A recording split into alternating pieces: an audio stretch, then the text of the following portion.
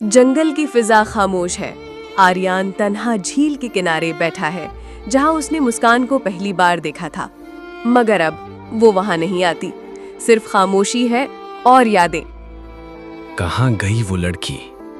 क्या वो ख्वाब थी? काश मैं उसे फिर से देख सकूं। अचानक एक रोशनी नजर आई और उस रोशनी से एक जादुई बूढ़ी परी जाहिर हुई।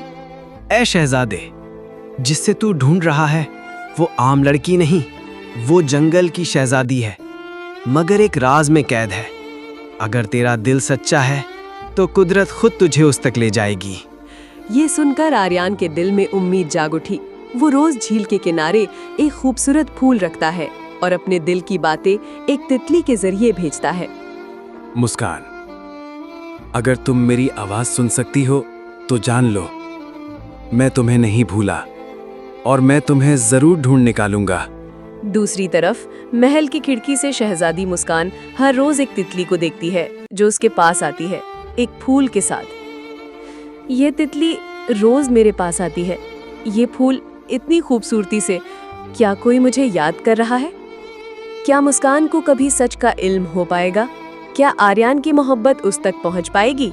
ये जानने के लिए देखते रहिए जंगल का शहजादा शहजादी की तलाश में। खात्मा। अगर कहानी आपको अच्छी लगी हो तो कृपया वीडियो को लाइक करें, सब्सक्राइब करें और अपने दोस्तों से जरूर शेयर करें।